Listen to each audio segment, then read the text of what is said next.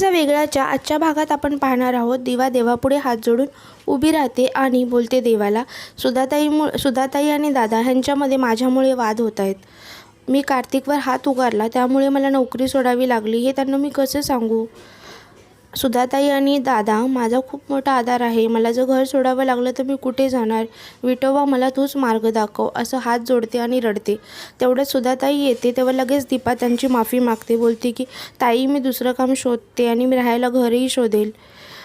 Please माझ्यामुळे तुम्ही वाद घालू नका आणि माझ्याशी नातंही तोडू नका. मला खूप आधार वाटतो तुमचा. तेवढ्यात सुधाताई बोलते, आम्ही का तोडू नातं. तू ही खोली सोडून कुठेही जायचं नाहीस आणि आमचं दोघांचं टेन्शन घेऊ नकोस. दीपा बोलते, पण दादा माझ्यावरती खूप चिडलेत ना. पण त्यांचंही बरोबर आहे. खरं तर मी भाडं वेळेत दिलं पाहिजे. सुधाताई बोलते, अगं देशील, दुसरी नोकरी मिळेल, एक गेली तर दुसरी भेटेलच. आम्हाला भाडेकरूच्या बाबतीत वाईट अनुभव आलेत त्यामुळे त्यांचा स्वभाव असा जरा कडक आहे. तू टेन्शन घेऊ नकोस. दीपा बोलते असं काम जाईल माझ्या हातातून मला वाटलं नव्हतं. सुधाताई बोलते, होतं कधी निराशा पदरी पडते, फक्त आपल्याला प्रयत्न सोडायचे नाही. असं सुधाताई तिला धीर देते आणि दीपा सुधाताईला मग एक मिठी देते. सौंदर्य कार्तिकची वाट बघत उभी असते. तेवढ्यात कार्तिक येतो तेव्हा सौंदर्य त्याला बसायला सांगते आणि बोलते की मला हे जाणून घ्यायचं होतं की तुझ्या डोक्यातले विचार गेलेत ना डिवोर्स वगैरेचे. हे बघ, मला माहीत आहे आपल्याला माणसाला राग आला ना, तो आपल्याला वाटेल ते आपण चिडून बोलतो. तूही तसाच बोलला होतास, दीपाला डिवोर्स वगैरे देणार, तू नाही ना देणार. मग कार्तिक चिडून बोलतो, मम्मा. तेवढ्याच सौंदर्या बोलते, मम्मा लव्स यू आणि मला माहीत आहे तू मम्माची खूप रिस्पेक्ट करतोस. कार्तिक ऐक माझं, दीपा खूप चांगली मुलगी आहे. मी तुला चुकीचा सल्ला नाही देणार. दीपा जेन्युइन पर्सन आहे, ती तुझ्यासाठी बेस्ट आहे. तेवढ्यात कार्तिक बोलतो, जर मी तुला सांगितलं तर तिने भर रस्त्यात मला सगळ्यांसमोर थोबाडीत मारले तर. सौंदर्या बोलते, काय, तू तिला भेटायला गेला होतास. कार्तिक बोलतो, चुकून भेट झाली. ती एका कन्स्ट्रक्शन साईटवरती काम करत होती. तिथे एका मजुराला ट्रीटमेंटची गरज होती तेव्हा म्हणून मी गेलो होतो. तेव्हा हे घडलं. तिथे मारलं तिने मला, माझा अपमान केला तिने, ती माझा तिरस्कार करते आणि तरी तुला असं वाटतं की ती घरी परत येईल. या बोलते, तू नक्कीच काय तर चुकीचं बोलला असणार तिला, त्याशिवाय ती असं नाही वागणार. कार्तिक बोलला, शब्दाने शब्द वाढला. मम्मा, आणि मला नाही बोलायचं ह्या गोष्टीवरती म्हणून तो चिडून बोलतो आणि तू तिची बाजू घेतेस. तुला तिचा राग नाही आला का मम्मा. तेव्हा सौंदर्या बोलते, कसा येणार. ती ह्या घरात जेव्हापासून आली तेव्हापासून मी तिचा राग, तिरस्कार आणि अन्यायच केला तिच्यापर्यंत आत्तापर्यंत. फक्त तूच तिला भरभरून प्रेम दिलंस आणि आत्ता तू तिच्यासोबत टोकाचं भांडलास. इतकं की तिला DNA टेस्ट करायला सांगितलंस. तिच्यावरती संशय घेतोस. अरे, आपल्याला तिची आता मनस्थिती समजून घेण्याचा प्रयत्न करायला हवा. ती प्रेग्नेंट आहे. ह्या अवस्थेत प्रत्येक बाईचं मन अगदी हळवं असतं. आपण तिचा विचार करू शकत नाही तिला आता काय वाटत असेल. आपण तिला समजून घेऊ, तिला प्रेम देऊ आणि तिला प्रेमाने घरी आणायला हवं. कार्तिक खूप चिडतो आणि बोलतो, मम्मा, एवढं सांगून पण तू तेच बोलतेस. आम्हा दोघांना पण नाही राहायचं आहे. सौंदर्या बोलते, कारण मला माहीत आहे तुमचं दोघांचं एकमेकावर खूप प्रेम आहे. सौंदर्या कार्तिकला बोलते की तू हे सगळं विसर आणि प्रॉमिस कर, तू तिला डिवोर्स नाही देणार. तू प्रॉमिस कर मला, तू माझं ऐकणार नाहीस का. कार्तिक काहीच बोलत नाही, शांत असतो. होई बोलत नाही, नाही बोलत नाही. सौंदर्या चिडते आणि बोलते की मी असं काहीतरी करेन, जर तू माझं नाही ऐकलास तर मी माझ्या जीवाचं काहीतरी बरं वाईट करून घेईल. तेव्हा कार्तिक बोलतो, mamma please stop it.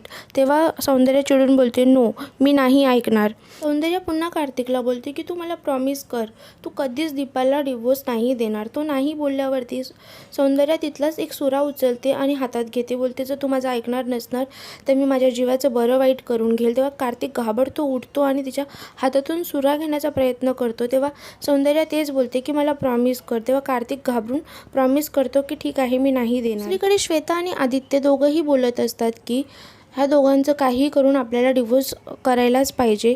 Aditya बोलतो, हो, आपण वकिलाला तसं प्रॉमिसही केलं आहे, पण आपण कितीही शोधलं तरी वहिनी आपल्याला भेटत नाही आहे, काय करायचं. तेव्हा श्वेता सांगते की माझ्याकडे एक सोर्स आहे की तिथून आपल्याला कळू शकतं दीपा कुठे आहे. इकडे दीपा सुधाताई आणि मिस्टर आठवलेंसाठी ती खीर बनवते. तेवढ्यात तिथे सुधाताई येते. दीपा बोलते, अरे मी तुमच्यासाठीच खीर घेऊन येत होते. तेव्हा सुधाताई बोलते, अरे वा, खीर. मग तेव्हा सुधाताई बोलते की चल तूच त्यांना दे खीर, त्यांनाही खूप आवडते. मग ती नाही बोलते, पण तरीही ती सुधाताई बोलते अगं चल गं. मग ती घेऊन जाते. श्वेता आणि आदित्य सदानंदकडे येतात दीपाचा पत्ता विचारण्यासाठी.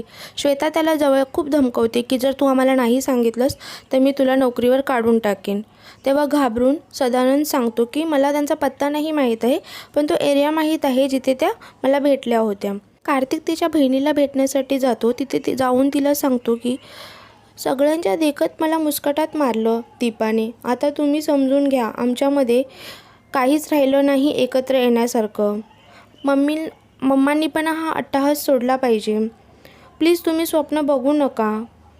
हे बघ दीपासकट मी आणि आपल्या घराला यातून निघायचा एकच उपाय मला दिसतो, तो म्हणजे डिवोर्स आहे, असं कार्तिक त्याच्या बहिणीला सांगतो. काल तर मम्माने ताई हातामध्ये सुरी घेऊन माझ्याकडून प्रॉमिस घेतलं की मी दीपाला डायव्होर्स नाही देणार, हे मला प्रॉमिस कर, नाही तर मी काय तर माझ्या जीवाचं बरं वाईट करून घेईन. नशीब माझी मी की ती सुरी तिच्या हातातून घेतली ताई. माझ्या खरंच सांगतो माझ्या हातापायाची शक्ती गेल्यासारखी वाटते आहे मला. मी माझ्या परीने उठण्याचा प्रयत्न करतोय तरी मला कोणीच समजून घेत नाही, असं बोलून तो खूपच हळवा होतो आणि रडायला लागतो. त्यावर त्याची बहीण बोलते की ठीक आहे, पण याचा अर्थ असा होत नाही की तुझं डिवोर्स घेण्याचा निर्णय घेतलेला आहेस त्याच्यामध्ये मी तुझी साथ देते, तू शांत राहा, अशी ती सांगते. पण इकडे खीर बनवून घेऊन गेली होती, ती खीर देते सुधाताई आणि मिस्टर आठवलेला. खीर खाऊन त्यांना खूप छान वाटतं. ते बोलतात वा काय मस्त टेस्ट आहे, छान बनवली आहे असं बोलतात. नंतर तिला लगेच विचारतात खीर बनवायलासाठी सामान कुठून आणलंस. तेव्हा दीपा बोलते की मी मागे राशन भरलं होतं तेव्हा खिरीचंही सामान भरलं होतं. तेवढ्यात घरमालक बोलतो की आता पुढे काय करणार आहेस. दीपा बोलते की मी आता दुसरी नोकरी शोधणार आहे. तेवढ्यात घरमालक बोलतो की दुसरी नोकरी, पोटुशाबाईला कोण नोकरी देणार आता. तेवढ्यात सुधाताई बोलते भेटेल, तुम्ही नका जास्त टेन्शन घेऊ. तेवढ्यात घरमालक बोलतो की मला हिची टेन्शन नाही आहे, आपलं भाडं वेळेवर भेटेल याचं मला टेन्शन आहे, असं तो बोलतो. आणि नंतर बोलतो की नोकरी भेटली तरी ती टिकवायला आली पाहिजे, असं तो तिला टोमणा मारतो. तेवढ्यात तिकडून ती निघते. दीपा बोलते की मला नोकरी शोधायसाठी जायचं आहे. दीपा गेल्यावरती सुधाताई आपल्या नवऱ्याला बोलते की तिने आणलेली खीर मस्त चोपली आणि काय हो तिला तुम्ही एक कॉन्फिडन्स द्यायचा तर सोडून तुम्ही तिला नोकरी नाही भेटणार असं बोलता. तेवढ्यात घरमालक बोलतो तू तिला किती वेळा खाऊ घातलंस, हे मी लिहून ठेवले, काढू का माझी हिशोबाची डायरी. सुधाताई बोलते तुम्ही आणि तुमचे हिशोब.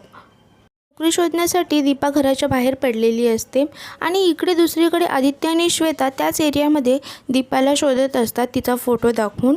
शोधत शेवटी ते दीपाच्या जाणाऱ्या रस्त्यावरती येतात. दीपा हे पाहून घाबरते आणि लपते. तर हा एपिसोड येथेच एंड होतो. तर येणाऱ्या एपिसोडमध्ये आपण पाहणार आहोत की दीपाला शोधण्यामध्ये आदित्य आणि श्वेता यशस्वी होतील का, आणि भेटली जरी दीपा तर ते दोघं सांगतील का की कार्तिक तिला डिवोर्स देणार आहे. तर असेच नवनवीन अपडेट पाहण्यासाठी जर तुम्ही माझ्या चॅनलला सबस्क्राईब नसेल केलं तर सबस्क्राईब करा. लाईक कमेंट शेअर करायलाही विसरू नका. धन्यवाद.